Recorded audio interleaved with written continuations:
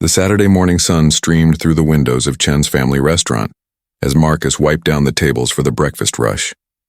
He had owned this small restaurant for 8 years now, and every single day felt like a blessing.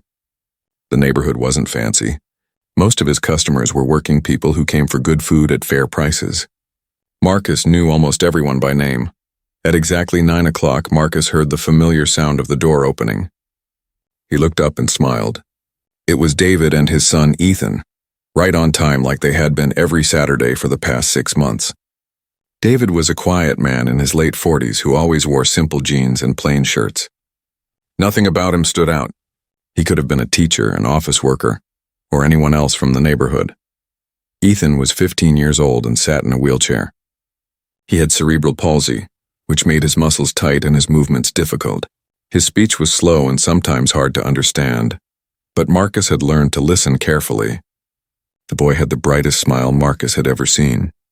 "Good morning, Marcus," David said as he pushed Ethan's wheelchair through the door. Marcus had installed a better ramp 3 months ago after noticing David struggling with the old one. "Good morning. Ethan, my friend, how are you today?" Marcus walked over and crouched down to Ethan's eye level. This was something he always did. He never talked down to the boy or over his head to his father. Ethan's face lit up. His words came out slowly but full of excitement. "I finished. The space book. You told me about? No way. The one about black holes?" Marcus's enthusiasm was genuine. "You have to tell me everything. But first, let me get you both some coffee and juice. Your usual table is ready." Marcus had learned early on to keep the corner table open for them every Saturday morning. It had the most space for Ethan's wheelchair, and was positioned so the boy could see out the window at the street. Other customers sometimes asked for that table, but Marcus politely guided them elsewhere. This had become Ethan's special spot. As David settled Ethan at the table, Marcus noticed another waiter, Kevin, rolling his eyes near the kitchen. Kevin was young and always in a hurry. He had complained before about customers who needed extra time or attention. Marcus made a mental note to talk with him later. Every customer deserved respect and patience, no matter what. Marcus brought over a coffee for David and a special smoothie for Ethan. He had learned that Ethan had trouble with regular cups, so Marcus always served his drinks with a special straw in a cup that wouldn't tip easily. The smoothie was made extra thick just the way Ethan could handle it best. "So tell me about those black holes," Marcus said, pulling up a chair. The restaurant wasn't too busy yet, and he loved these conversations with Ethan. Ethan took his time, his words coming out slowly but clearly. He talked about how black holes bent space and time, how nothing could escape them, not even light. His eyes shone with passion. Marcus listened to every word, asking questions and sharing his own amazement. David watched this interaction quietly, sipping his coffee. There was something in his expression that Marcus couldn't quite read. It looked like gratitude mixed with sadness. After Ethan finished explaining, Marcus stood up. "That's incredible. I tell you what, I saw a documentary about black holes last week. Let me see if I can find some pictures from it to show you next Saturday. Would you like that?" Ethan nodded enthusiastically. "Yes, please." "You've got it, buddy. Now let me guess what you want for breakfast. Scrambled eggs, very soft, with cheese mixed in, toast cut into small squares, and those hash browns you love but not too crispy. Am I right?" "You always remember," Ethan said with his huge smile. David finally spoke, his voice quiet. "You don't have to go through so much trouble, Marcus. We can order whatever's easy." Marcus shook his head firmly. "It's not trouble.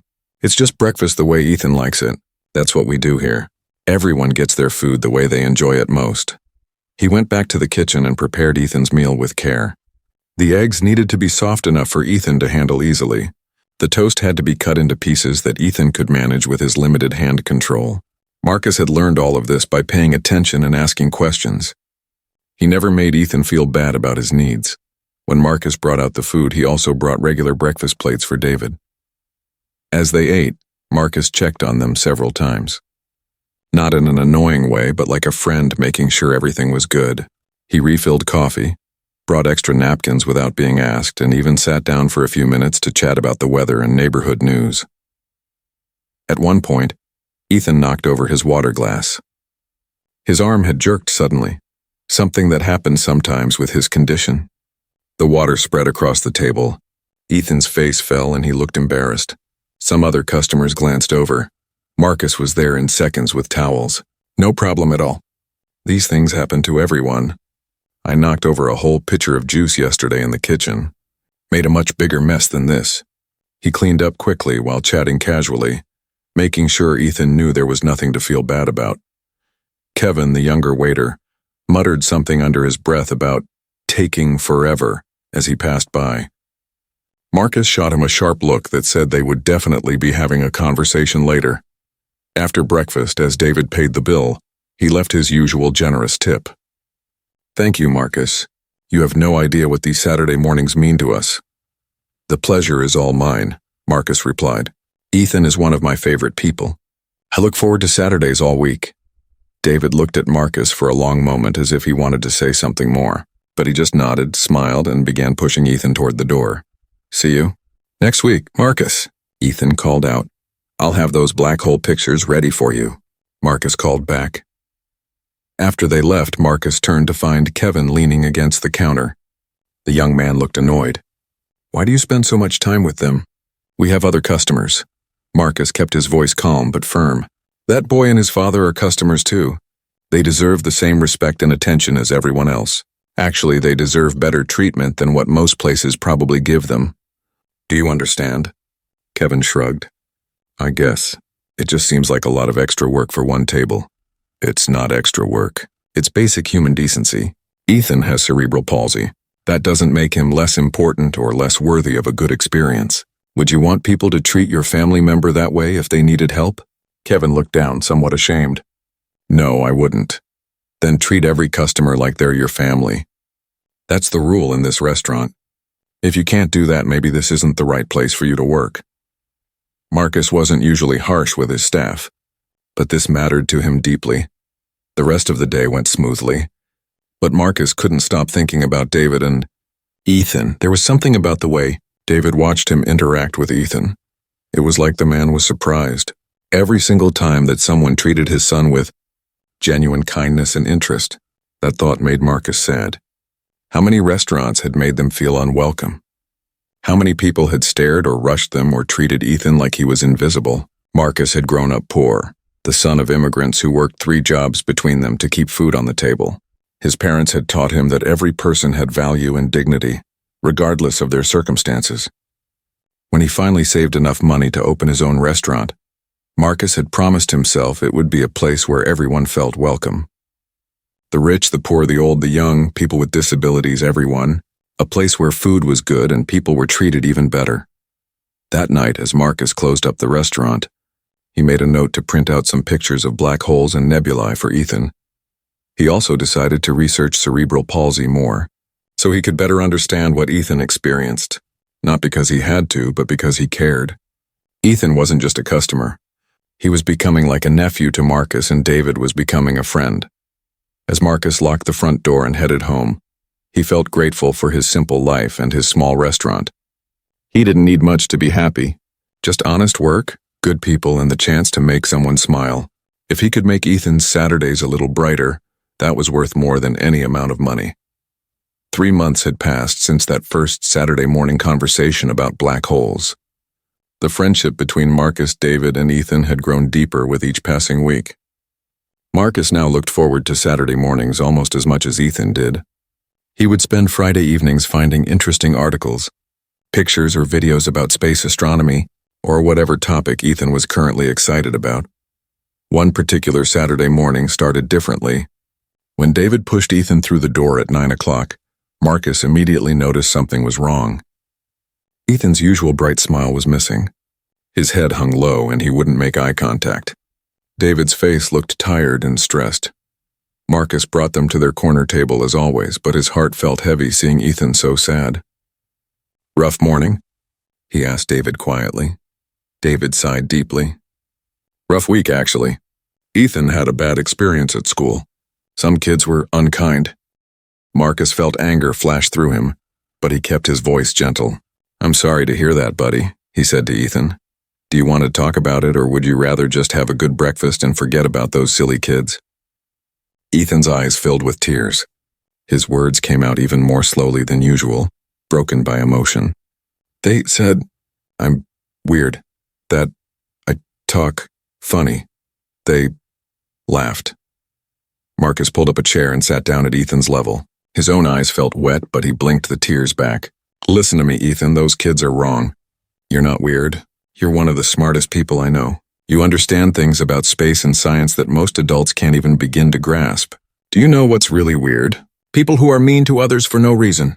That's weird. But I can't play sports like them. I can't run. So what? Marcus said firmly. Your brain is your superpower. Some people can run fast. Some people can throw a ball far. You can understand how the universe works. That's way cooler if you ask me. Besides, anyone can be kind. Those kids chose not to be. That's their problem, not yours. David watched this exchange with tears in his own eyes. He had tried to comfort Ethan all week, but nothing had worked quite like this simple, honest conversation. Marcus stood up. I'll tell you what. Today is a special day. I'm making you my extra special chocolate chip pancakes. The secret recipe I only make for very important people. And I found something really cool to show you about Jupiter's moons. Give me 10 minutes. Ethan managed a small smile. Okay, Marcus. Marcus went to the kitchen and prepared the pancakes with extra care. He made them smaller and softer than regular pancakes, perfect for Ethan. While they cooked, he also prepared fresh fruit cut into tiny pieces and added whipped cream on the side. He wanted this meal to be special.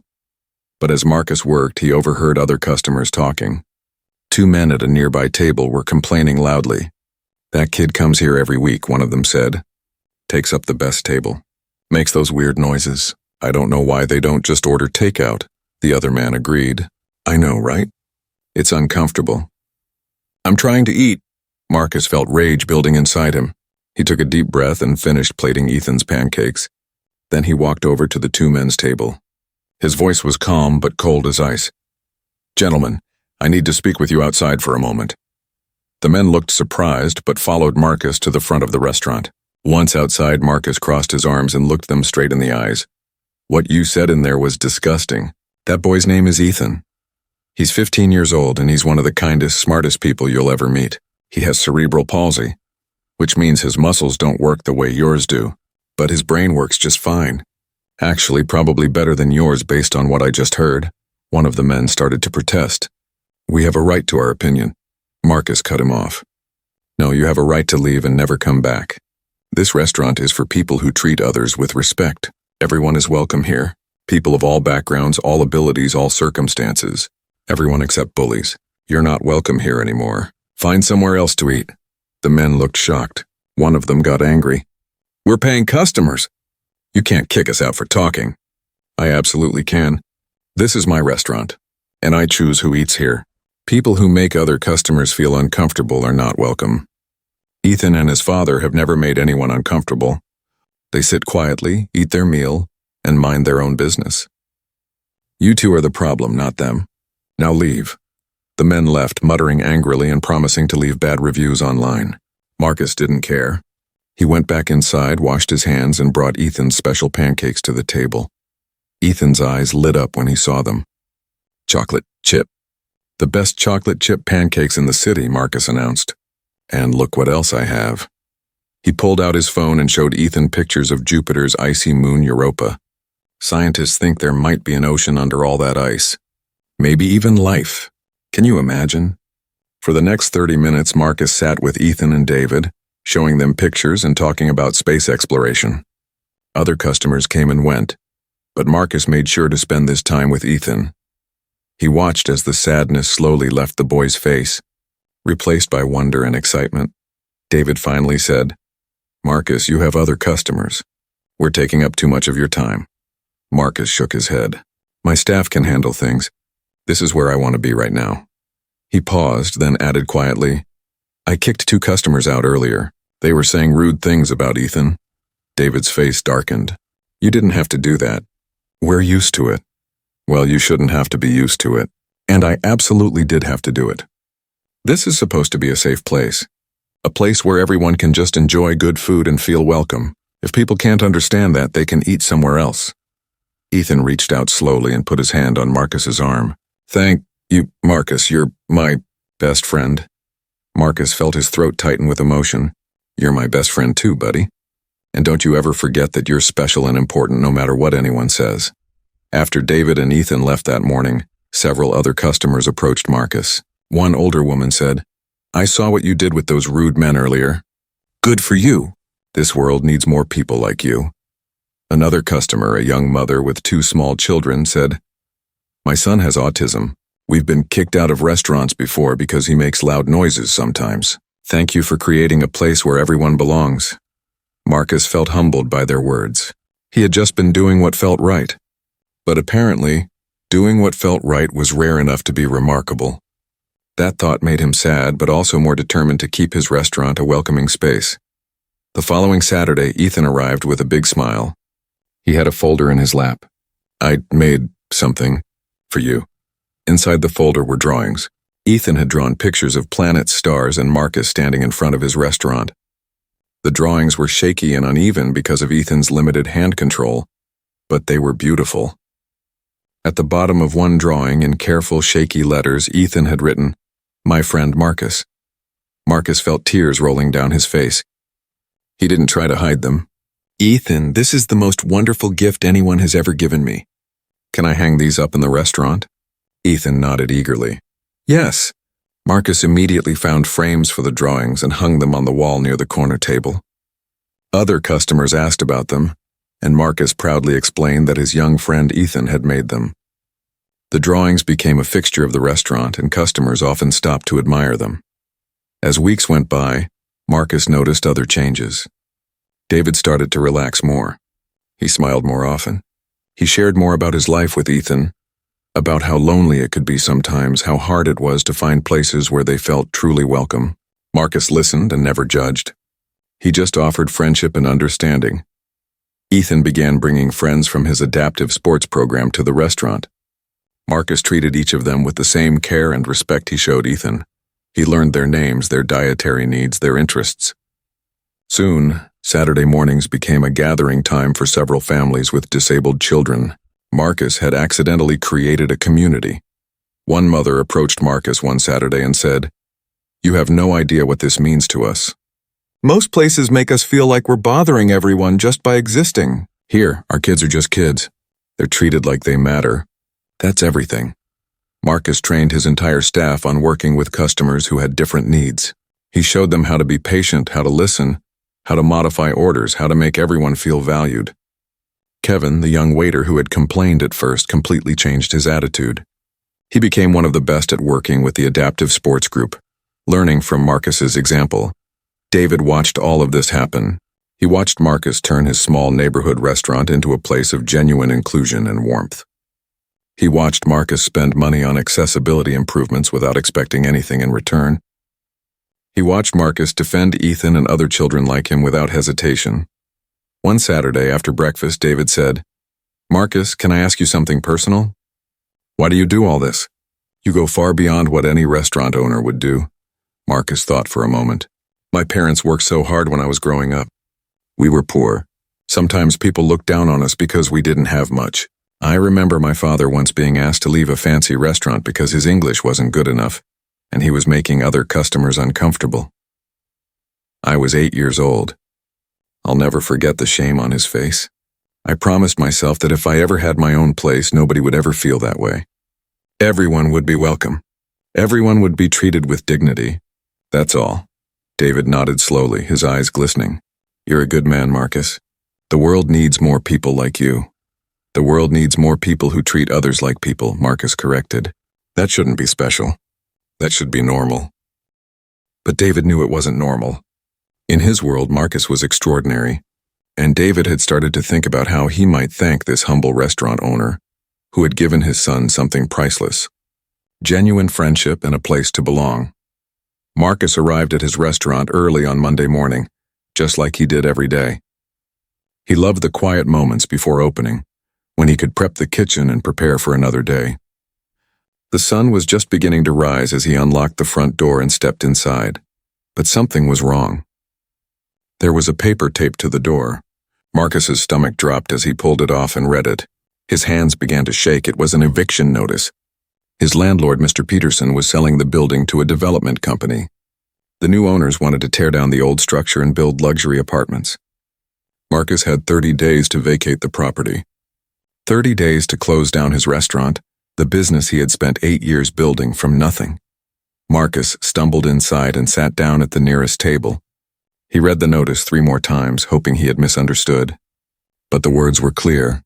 His rent would increase to 4 times the current amount starting next month. The letter stated this was to bring the property in line with market rates, but Marcus knew the truth. The new owners didn't want a small neighborhood restaurant taking up valuable space. They wanted him gone. 4 times his current rent was impossible.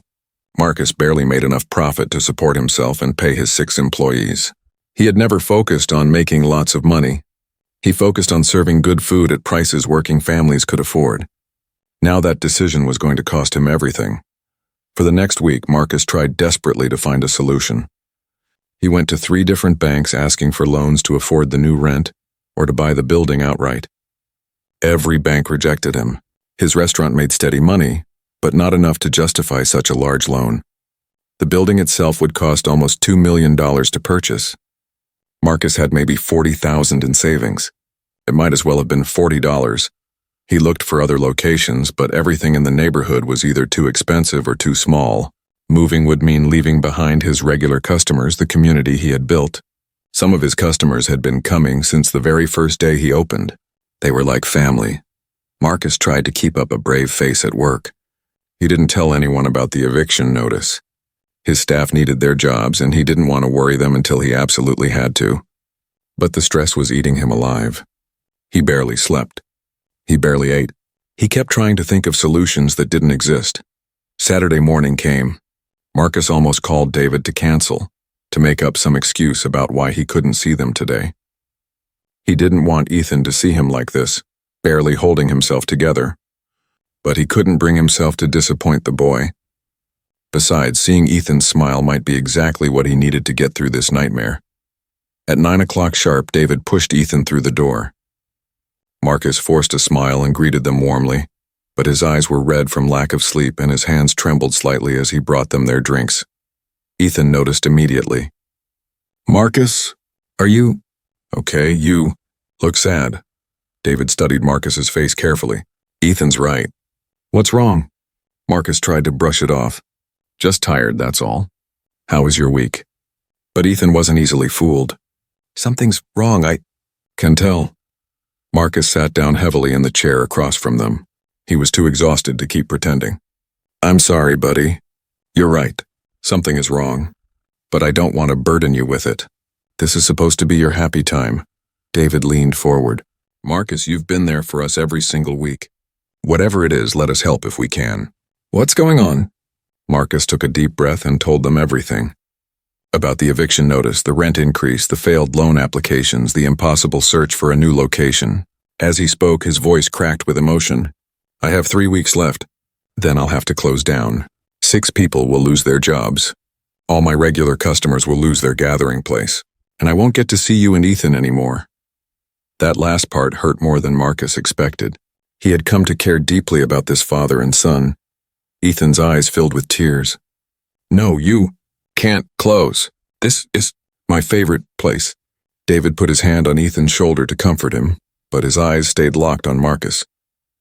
"How much would you need to buy the building? Or to afford the rent increase for a year while you look for alternatives?" Marcus laughed bitterly. "The building costs $1.9 million. The rent increase would cost me an extra $9,000 per month. I have $40,000 in savings. The banks won't lend to me. I've tried everything, David. There's no solution. I'm going to lose my restaurant." David was quiet for a long moment. His face was thoughtful, calculating. "What if you had an investor? Someone who believed in what you're doing here?" "I can't offer much return on investment," Marcus said honestly. "I make enough to keep the lights on and pay everyone fairly. But I'm not getting rich. Any investor would lose money." "What if the investor wasn't interested in financial returns?" David asked carefully. "What if they just wanted to help?" Marcus shook his head firmly. "I can't accept charity, David. I appreciate the thought, but I need to stand on my own feet. I've always done that. I can't start taking handouts now." "It wouldn't be charity if it was a proper business investment," David said. "Let me ask you some questions. How much profit does the restaurant make annually?" Marcus was confused by the question but answered anyway. Maybe 60,000 after all expenses and salaries. Some years more, some less. And if you could expand, maybe open a second location or make this place bigger. I've thought about it, but never had the capital. With more space and better equipment, I could probably double or triple the customer volume. Maybe more if I hired additional staff and extended the hours. But that's just dreaming. I can barely keep this location open. David pulled out his phone and started typing notes. What about the accessibility features you've added? The ramp, the special tables, the modified equipment? Could those be replicated in other locations? Of course, Marcus said. I actually think more restaurants should have these features. There are probably thousands of families like yours who would love a place where they feel truly welcome. David nodded, still typing. And your staff? Are they trained in the specific service approach you use? Could they train others? Yes, definitely. Kevin, who used to complain about taking extra time with customers, is now my best trainer.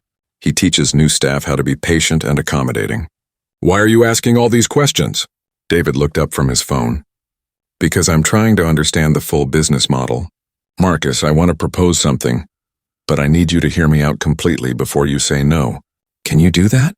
Marcus nodded slowly, confused and exhausted. I want to invest in your restaurant, not as charity but as a legitimate business opportunity. I would purchase the building and help you expand the business. You would maintain full creative control and ownership of the restaurant concept. I would simply provide the capital and business infrastructure support. Marcus started to protest, but David held up his hand. Let me finish. I know you think this is charity, but it's not. You have something valuable here, not just a restaurant, but a proven model for inclusive, community-centered service. That has real value. More than that, you've given my son something I couldn't buy with all the money in the world. You've given him friendship, dignity, and a place where he feels normal and valued. That's worth more to me than any business investment I've ever made. David, I can't accept this. It's too much. You've been a good friend, but I'm not just a friend who wants to help. David interrupted. I'm someone who sees a good business opportunity. Marcus, do you know what I do for a living? Marcus realized he had never asked.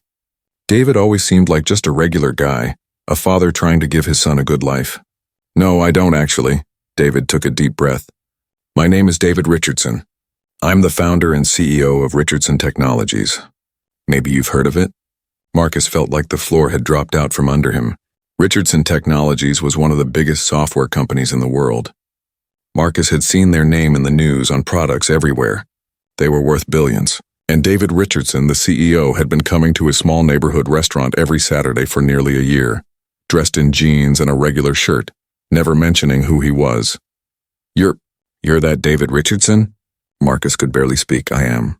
After my wife died 5 years ago, I stepped back from the public life. I focused on Ethan. The Saturday breakfasts here became our escape from everything else. The nurses, the therapists, the business meetings, the attention. Here we were just a father and son having breakfast. You treated us like normal people. You treated Ethan like he mattered. Not because of who his father was, but because he's a person worthy of respect and friendship. Marcus's mind was reeling. All those Saturdays he had been serving one of the richest men in the world. And he had never known. He had just seen them as David and Ethan, two people he cared about. I don't understand, Marcus said. Why didn't you tell me? Because I wanted to see who you really were. And you showed me. Week after week you showed me kindness, integrity, and genuine care for my son. You defended him. You went out of your way to make him happy. You never asked for anything in return. Do you know how rare that is in my world? Everyone wants something from me. Everyone has an angle. But you just wanted to be kind. That's why I'm making this offer. Ethan reached across the table and grabbed Marcus's hand with his own shaky grip. Please, Marcus, let Dad help. We don't want to lose you. Marcus looked at this boy who had become so special to him.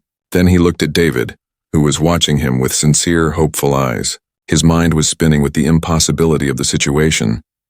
I need to think about this, Marcus finally said. It's too much to process. You're talking about millions of dollars, changing my entire life. I need time, David nodded. Of course. Think about it. But Marcus, time is something you don't have much of. You have 3 weeks before you lose this place. I'm offering you a way to not just save it, but to grow it into something bigger. Something that could help more families like mine find places where they belong. After David and Ethan left, Marcus sat alone in his restaurant for hours. His mind was a storm of confusion, hope, fear, and disbelief. Was this really happening? Could he really accept such a huge investment from David? Would it change everything about who he was and what his restaurant stood for? But another thought kept pushing through all the others. If he said no, he would lose everything anyway. The restaurant would close. His employees would lose their jobs. Ethan would lose his special place. The community he had built would scatter. Maybe accepting help wasn't weakness.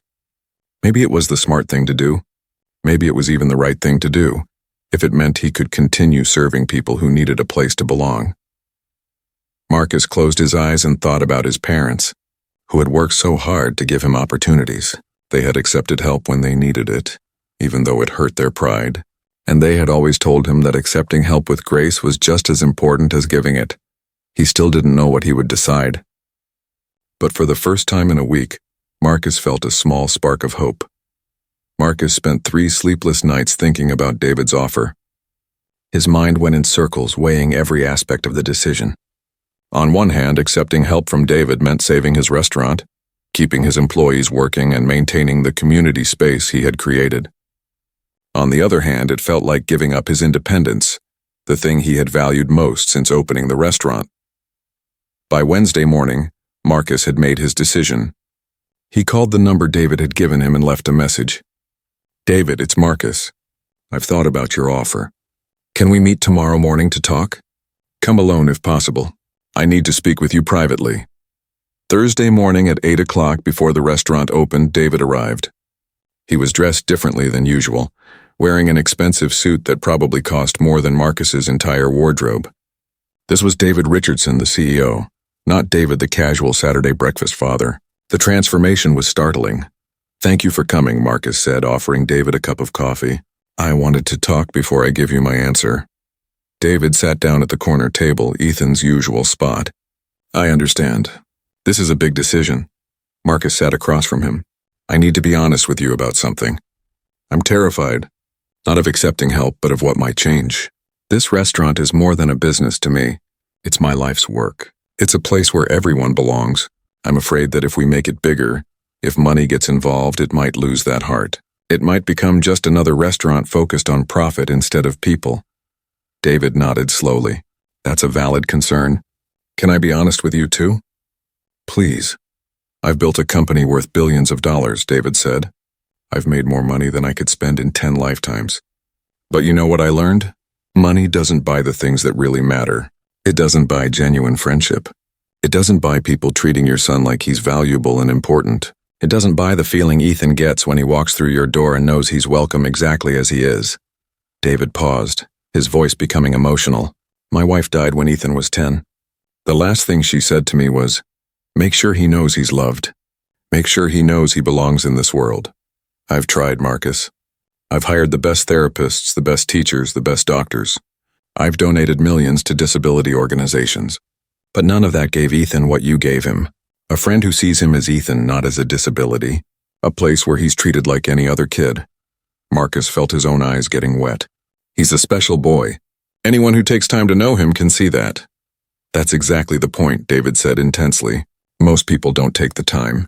They see the wheelchair and they make assumptions. They see him struggling to speak and they lose patience. They see him as a problem to be managed, not a person to be known. You never did that, not once. And I've watched you extend that same grace to other families with disabled children. You've created something rare and precious here. So why does it need to change?" Marcus asked. "Why can't it just stay as it is?" "Because in 3 weeks it won't exist at all," David said gently. "And because what you're doing here shouldn't be limited to one small restaurant in one neighborhood.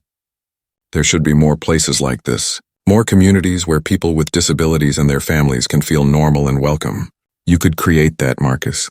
Not by compromising what you believe in, but by expanding it." Marcus was quiet for a long moment.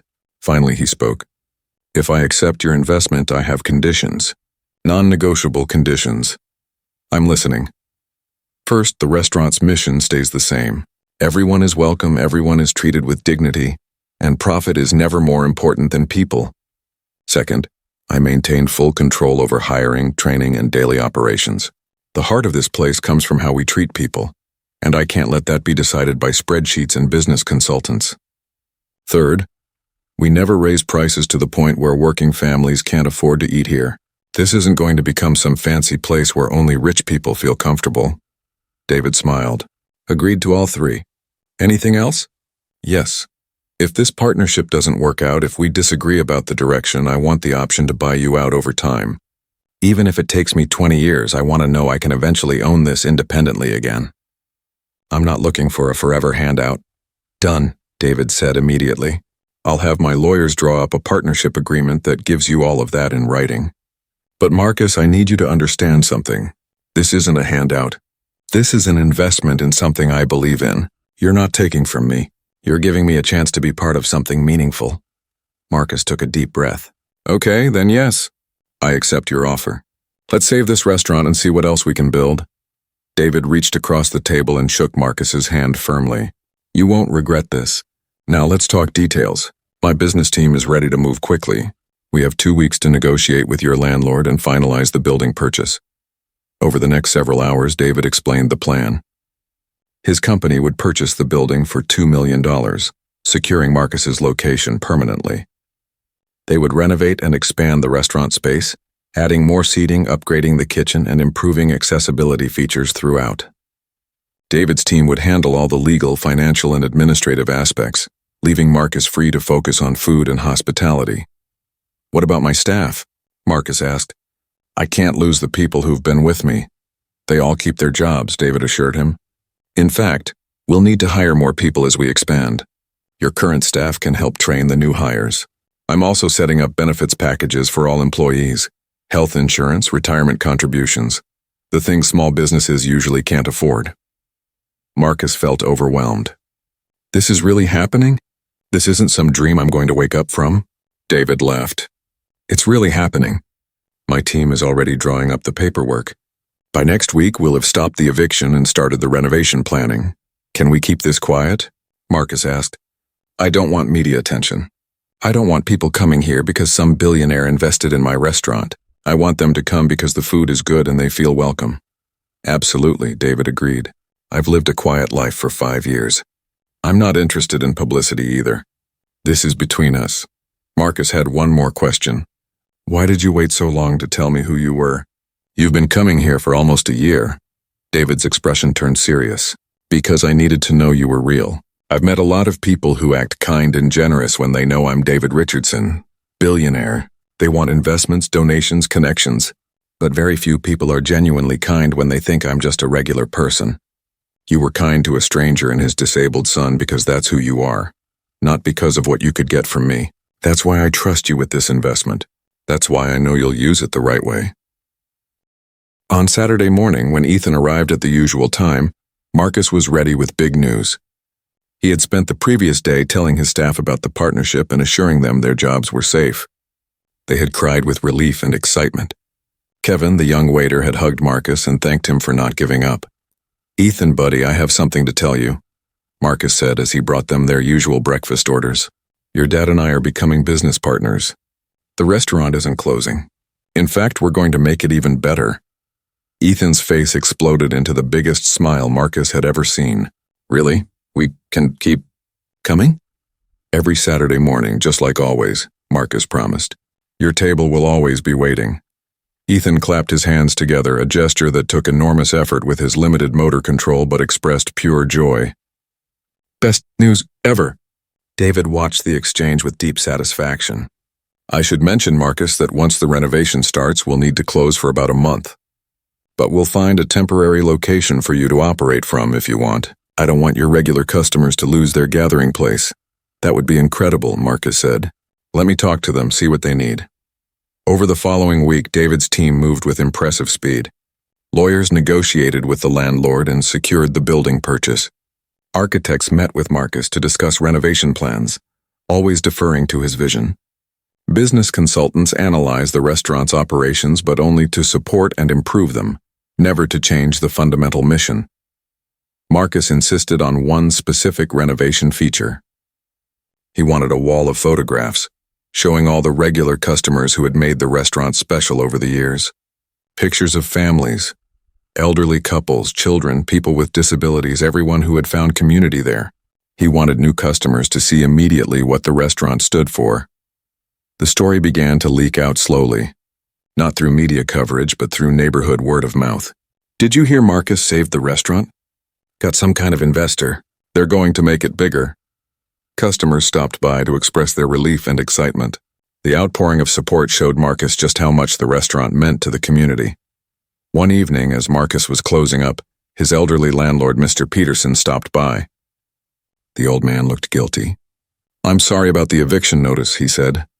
"The developers offered me so much money. I'm retiring and I thought I should take it, but I feel bad about forcing you out." Marcus shook his hand. "It's okay. Everything worked out. Actually, it worked out better than I could have imagined.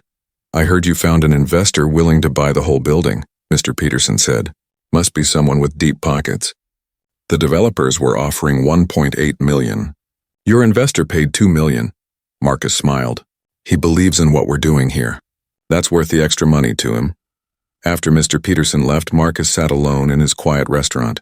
He thought about how much had changed in just 1 week. He had gone from losing everything to gaining a powerful partner. His small neighborhood restaurant was about to become something bigger. But the thought that made Marcus happiest was simpler than all of that. Ethan would still have his corner table. The families with disabled children would still have their gathering place. The neighborhood would still have affordable, welcoming food. Everything he cared about was secure. Marcus locked up and headed home, feeling lighter than he had in weeks. Tomorrow he would start working with David's architects on renovation plans. Next week, construction would begin. In a month, the new and improved restaurant would open. But tonight, Marcus just felt grateful. Grateful for a chance encounter with a father and son almost a year ago. Grateful that he had treated them with simple kindness. Grateful that kindness had somehow led to this unexpected partnership. As he walked through the dark neighborhood streets, Marcus thought about his parents. They had always told him to treat everyone with respect, regardless of who they were. They had taught him that you never knew when a small act of kindness might change your life. They had been right. Being kind to Ethan hadn't just changed Marcus's life. It had saved everything he had worked for. And it was about to give him the chance to create something even bigger and better than what he had before. The renovation began on a Monday morning with the sound of construction equipment rolling up to the restaurant. Marcus stood outside watching workers prepare the building for transformation. He felt a strange mix of excitement and anxiety. This was really happening. His small neighborhood restaurant was about to become something much bigger. David had arranged for a temporary location 3 blocks away where Marcus could continue operating during the month-long renovation. It was smaller and not ideal, but it meant his regular customers wouldn't have to go without their gathering place. Marcus's staff helped move equipment and supplies, everyone working together with renewed energy now that their jobs were secure. The first week was chaotic.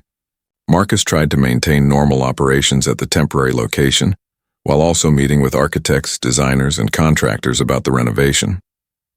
David's team was professional and efficient, but there were a million decisions to make. What color should the walls be? What kind of flooring? How many tables? What accessibility features should be added? Marcus insisted on being involved in every decision. This was still his restaurant, and he wanted to make sure it reflected his values. He asked for wider aisles between tables so wheelchairs could move easily. He requested adjustable tables that could accommodate people of different heights and needs. He wanted the bathrooms completely redesigned for accessibility, with proper space and equipment. "This is going to be the most accessible restaurant in the city," the lead architect said after one of their meetings. "Maybe in the state. That's the goal," Marcus replied. "I want every person, regardless of their abilities, to feel comfortable here." David attended most of these meetings, but he always deferred to Marcus's vision. He would offer suggestions or advice based on his business experience, but he never overruled Marcus's decisions. He kept his promise about letting Marcus maintain full creative control. One afternoon, as they reviewed design plans, David said, "I've been thinking, once this location is successful, would you consider opening a second restaurant? Maybe in another neighborhood that needs an inclusive gathering space?" Marcus felt his stomach flip. "A second location? I haven't even reopened this one yet. I know. But think about it. You have a model that works. You have staff who are trained in your approach. Why limit this to one neighborhood? There are families all over the city, all over the country, who need places like this. I don't know if I can manage 2 locations, Marcus admitted. I'm barely managing one during all this renovation chaos, David smiled. You wouldn't be managing it alone. That's what a partnership means. I have resources and people who can handle the business side. You focus on the heart of it, the hospitality and the mission. We work together. Marcus thought about it for a long moment. Can we get through this renovation first? Then maybe we can talk about expansion. Fair enough, David agreed. One step at a time. The temporary location was working reasonably well, though it was cramped and lacked many features of the original restaurant. But the regular customers came anyway, loyal and supportive. On the first Saturday at the new temporary spot, Ethan arrived right at 9 o'clock, just like always. This is different, Ethan observed, looking around the smaller space. Just for a month, Marcus assured him. Then we'll be back in the regular place, but even better. You're going to love it, buddy. We're building special features just for you and your friends. What kind of features? Marcus knelt down to Ethan's level. Well, all the tables will be adjustable height, so your wheelchair will fit perfectly no matter where you sit. The aisles will be super wide so you can move around easily. And we're building a special sensory-friendly room with soft lighting and quiet space, in case anyone gets overwhelmed and needs a break. Oh, and we're putting your drawings up in a huge frame on the main wall so everyone can see them. Ethan's eyes went wide with excitement. Really? Everyone will see my art? Everyone, Marcus confirmed. You're going to be our featured artist. David watched this exchange with visible emotion. Later, as they were leaving, he pulled Marcus aside. Thank you. You have no idea what it means to him to feel included like this. Most places just tolerate him. You celebrate him. He deserves to be celebrated, Marcus said simply. He's an amazing kid. As the renovation continued, word spread through the neighborhood about what was happening. Local news picked up the story, though they didn't know about David's involvement. The coverage focused on Marcus and his mission to create an inclusive restaurant. Reporters called asking for interviews. Marcus gave a few, always emphasizing the importance of treating all customers with dignity and respect. One reporter asked, "How are you funding such an extensive renovation? This must cost hundreds of thousands of dollars." Marcus had prepared for this question. I found an investor who believes in what we're doing here, someone who values inclusive spaces and community building. Can you tell us who the investor is? They prefer to remain private, Marcus said firmly. This isn't about them. It's about creating a place where everyone belongs. The media attention brought new customers to the temporary location. Some came out of curiosity. Others because they had family members with disabilities and wanted to support an inclusive business. Marcus welcomed them all, treating each person with the same care and attention he always had. But the increased business also brought challenges. The temporary location was too small for the crowd. Lines formed outside during breakfast and lunch hours. Marcus had to hire 2 additional staff members just to keep up with demand. He was exhausted, working 15-hour days, but he couldn't turn people away. Kevin, his young waiter who had transformed so much over the past year, approached him one evening. "Boss, you need to rest. You're going to burn yourself out." "We have so many customers depending on us," Marcus protested. "And they'll still be here tomorrow," Kevin said firmly. "You've taught us well. Let us handle things sometimes. Trust us." Marcus realized Kevin was right. He had been so focused on doing everything himself that he hadn't fully trusted his team. He started delegating more, letting his experienced staff manage shifts while he focused on the renovation planning. It was hard at first, but he learned that letting go a little didn't mean losing control. 3 weeks into the renovation, David invited Marcus to visit the construction site. When Marcus arrived, his jaw dropped. The space had been completely gutted and was being rebuilt from the ground up. It looked massive compared to the old restaurant. "We're doubling the seating capacity," David explained as they walked through the construction. "But notice we're keeping the same cozy feel with separated sections. No one will feel like they're eating in a cafeteria. Each section will feel intimate."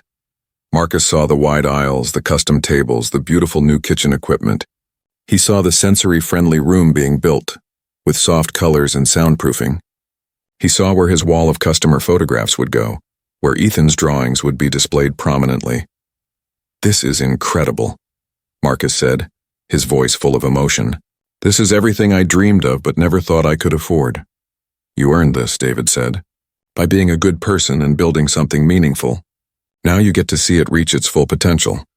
They walked to what would be the new corner table area. David had insisted on creating a special section that maintained the intimacy of Ethan's favorite spot, but with room for other families too. "This will be the family accessibility section," David explained.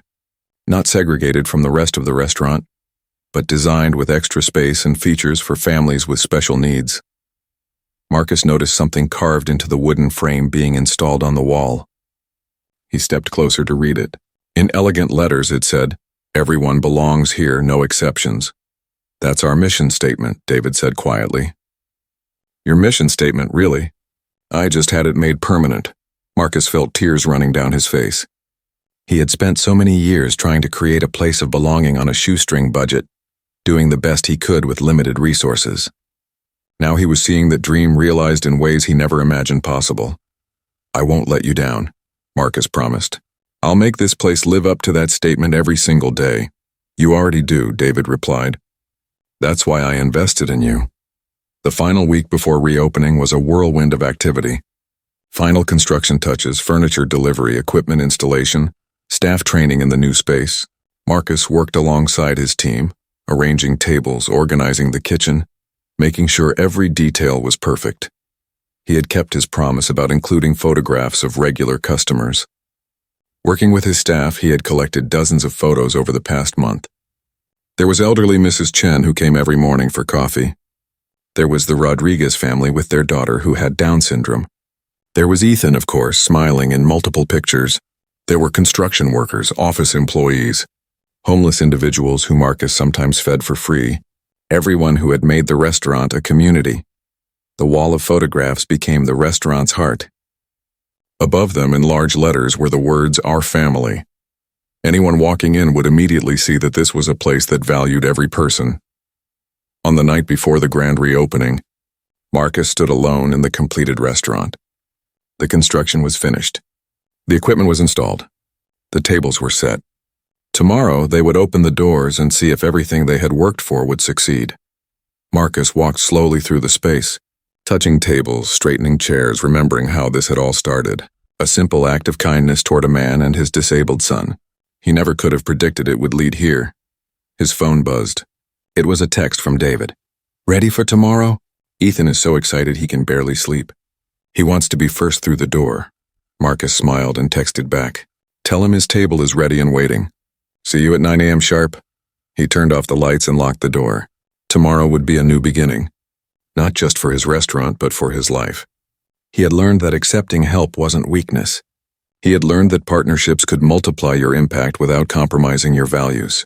He had learned that sometimes the smallest acts of kindness led to the biggest changes. As Marcus walked home through the quiet neighborhood, he thought about all the families who would find belonging in his restaurant. He thought about the staff members who now had secure jobs with benefits. He thought about the community that would gather in that space. But mostly he thought about a 15-year-old boy named Ethan, who just wanted to be treated like everyone else. That simple desire had changed everything, and tomorrow, when Ethan rolled through those doors, he would see a space built with him in mind, a space where he truly belonged. Marcus slept well that night for the first time in months. He dreamed of crowded tables, happy conversations, and the sound of Ethan's laughter echoing through the restaurant. The morning of the grand reopening, Marcus arrived at the restaurant at 6 o'clock, 3 hours before opening time. He couldn't sleep anymore, too excited and nervous about the day ahead. The early morning light made the new restaurant glow, and Marcus stood outside for a moment just looking at it. The building looked fresh and welcoming, with the new accessibility ramp leading to wider double doors that would accommodate wheelchairs easily. Inside, Marcus turned on all the lights. The space looked beautiful. The dining area was twice the size of the original, but David had been right about maintaining the cozy feeling. Different sections were separated by partial walls and plants, creating intimate spaces within the larger room. The kitchen gleamed with new equipment. The accessibility features were seamlessly integrated into the design, not standing out as special accommodations but just as part of the normal flow. Marcus's staff arrived at 7 to help with final preparations. Kevin, now the senior training supervisor, gathered everyone together. "Today is important," he said. "We're going to be busy. There will be new customers who heard about us in the news, and our regular customers who have been waiting to come back. Remember what Marcus taught us. Every person gets the same respect and attention. Fast service is good, but genuine care is better." The team nodded. They had all trained extensively in the new space over the past week. They knew where everything was, how the new systems worked, and most importantly, they understood the restaurant's mission. Marcus had been selective in his recent hiring, bringing on people who genuinely cared about inclusive service. At 8:30, Marcus saw the first customers arriving outside. They weren't supposed to open until 9, but people were already lining up. He recognized many faces from the temporary location and the original restaurant. Then he saw David's car pull up and his heart warmed. David got out and moved to the passenger side to help Ethan. But this morning was special. Ethan had asked to use his walker instead of his wheelchair. It was harder for him, required more effort and energy. But he wanted to walk through the new restaurant's front doors. David supported him carefully as they made their way to the entrance. Marcus opened the door early just for them. "Good morning. Welcome home." Ethan's face was glowing with pride and excitement as he slowly walked inside, gripping his walker tightly. Every step was an effort, but he was determined. When he finally made it all the way in and looked around, his eyes went wide. "It's so beautiful." The words came out slowly but filled with pure joy. Marcus gave Ethan and David a personal tour before other customers arrived. He showed them the adjustable tables, the wide pathways, the sensory-friendly room with its soft lighting and comfortable seating. He showed them the wall of photographs with Ethan's pictures prominently displayed. And finally, he showed them the large frame display of Ethan's drawings, mounted on the main wall where everyone could see them. Under the drawings was a small plaque that read, "Artwork by Ethan Richardson, friend and inspiration." Ethan stared at his artwork on the wall, tears streaming down his face. "My art is famous." "You're famous," Marcus corrected gently. "You're the inspiration for this whole place, buddy. None of this would exist without you." David had to turn away for a moment, overwhelmed with emotion. When he turned back, he said to Marcus, "Thank you. You've given my son something I could never buy. You've given him pride and belonging." At exactly 9 o'clock, Marcus unlocked the doors and welcomed the waiting customers inside. The response was immediate and overwhelming. People gasped when they saw the beautiful space. Parents with disabled children started crying when they saw the accessibility features. Regular customers hugged Marcus and thanked him for not giving up. The wall of photographs was an instant hit. Customers walked over to find themselves in the pictures, pointing excitedly to family members and friends. "Look, there's us. There's Mom's favorite table. Remember that day?" The wall created an immediate sense of community and belonging. Mrs. Chen, the elderly woman who had been coming for coffee every morning for 8 years, was one of the first to be seated. She looked around with tears in her eyes. "I was so worried I'd lose my morning routine when you closed. This is even better than before." By 10 o'clock, every table was full and there was a waiting list. Marcus and his staff moved efficiently through the crowd, taking orders, serving food, checking on customers. Despite the rush, Marcus made sure to spend a moment with each table, especially with families who had children with disabilities. He wanted them to know they were truly welcome. A reporter from the local news station arrived around 11. Marcus had agreed to one interview, though he tried to keep it brief. The reporter was fascinated by the accessibility features and the wall of photographs. "This is more than just a restaurant," the reporter observed. "This is a community center." "That's always been the goal," Marcus explained. "Good food brings people together, but respect and dignity make them want to stay. Everyone who walks through that door should feel valued and welcome." "Can you tell us about your mysterious investor? There's a lot of curiosity about who funded this renovation." Marcus smiled. "My investor is someone who believes in the mission of this place, someone who understands that creating inclusive spaces matters. That's all I can say. This story isn't about money or investors, it's about treating people with dignity." The reporter tried to push further, but Marcus politely redirected. He had promised David privacy, and he would keep that promise. Around noon, something unexpected happened. A family walked in with a young girl who had severe autism. She was making loud vocalizations and rocking back and forth. In most restaurants, this would cause stares and discomfort. Some places might have even asked the family to leave. But Marcus's staff had been trained for exactly this situation. Kevin approached the family with a warm smile. "Welcome. We have a sensory-friendly room if your daughter needs a quieter space, or we can seat you in the main dining area if she's comfortable here. Whatever works best for your family." The mother looked shocked. "You have a sensory-friendly room?" "We do. Let me show you." Kevin led them to the special room Marcus had insisted on building. It had soft lighting, noise-dampening walls, comfortable seating, and a calm atmosphere. The girl immediately relaxed when she entered the space. The mother started crying. "We haven't eaten at a restaurant in 3 years. Everyone stares at us. Everyone acts like we're ruining their meal. I never expected to find a place like this." "You're welcome here anytime," Kevin assured her. "Your daughter is welcome exactly as she is." Word spread quickly on social media. Parents of children with disabilities started posting about the restaurant, sharing pictures and reviews. "Finally, a place where my family is welcome. The staff actually understands special needs. This should be the standard for all restaurants." By mid-afternoon, the initial rush had calmed slightly, though the restaurant remained busy. Marcus finally had a chance to sit down with David and Ethan at their corner table. Ethan had been there all day, enjoying being the unofficial ambassador of the restaurant.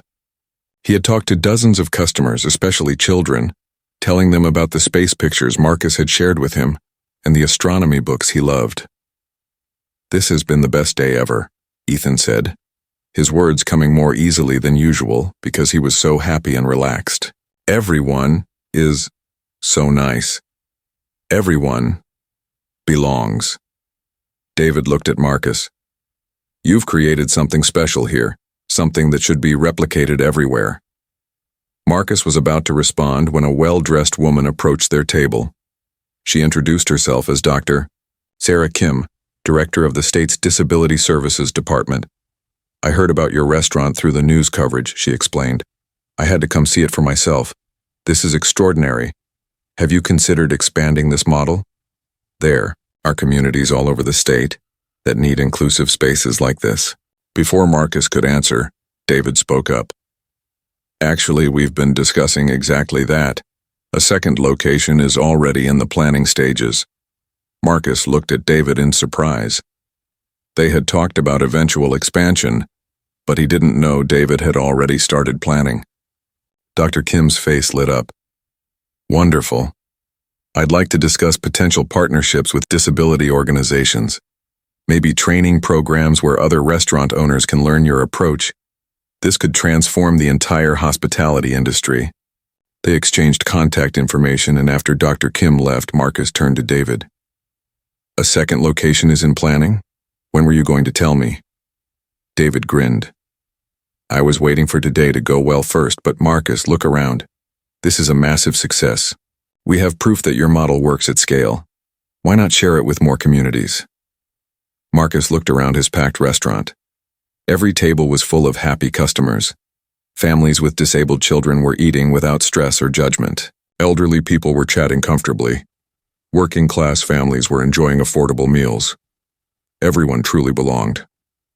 "Okay," Marcus said. "Let's talk about expansion. But slowly. I want to make sure we get it right." "Slowly and carefully," David agreed, "just like we did here." As evening approached and the dinner rush began, Marcus stood behind the counter watching his restaurant in full operation. His staff moved smoothly through their tasks, treating every customer with care and respect. The wall of photographs reminded everyone of the community they were part of. Ethan's drawings inspired conversations about art and inclusion. The accessibility features allowed people who were usually marginalized to participate fully in normal life. Kevin approached Marcus during a brief, quiet moment.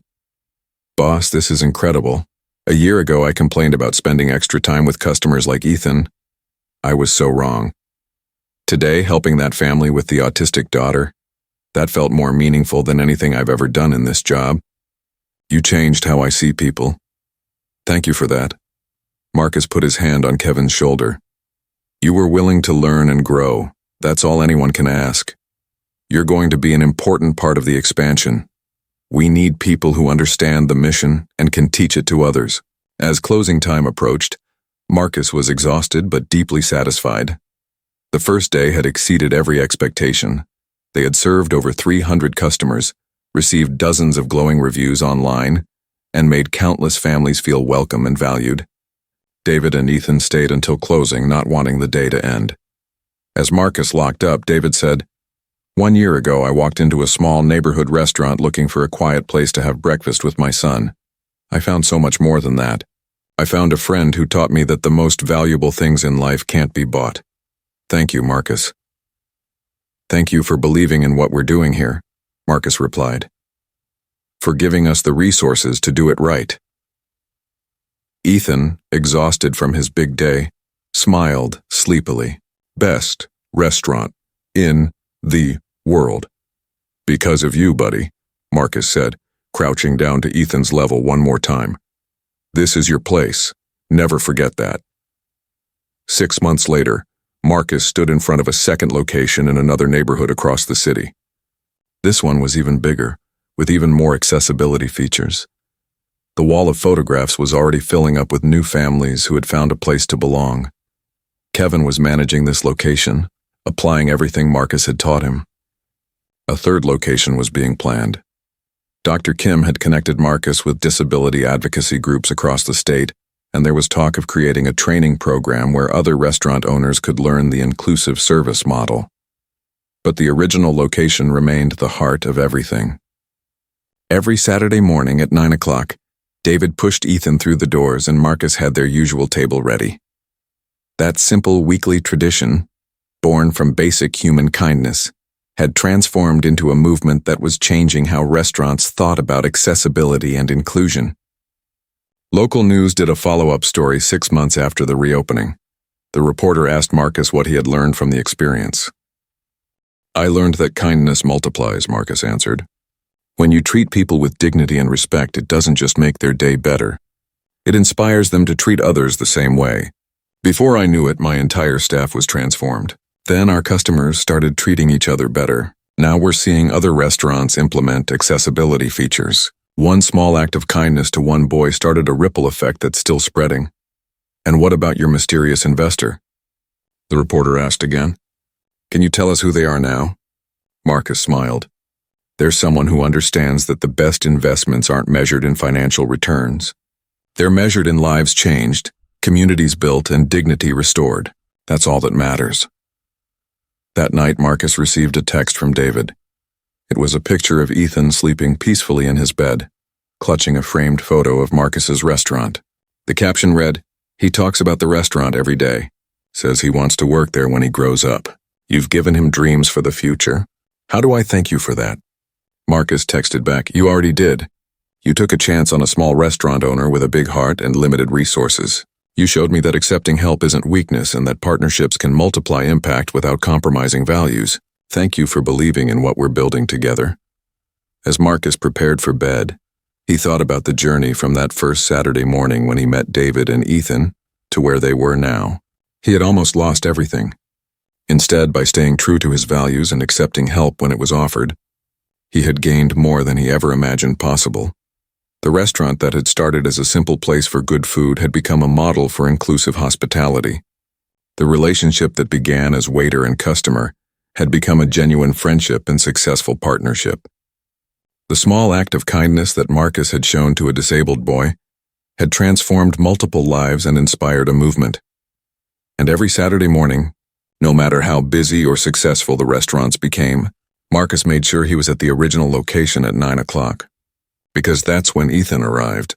That's when they sat at the corner table and talked about black holes, new scientific discoveries, and whatever else excited Ethan that week. That weekly tradition reminded Marcus why he had started this journey.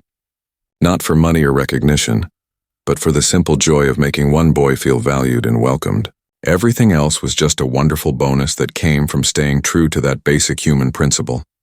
Everyone deserves to be treated with dignity and respect, no exceptions.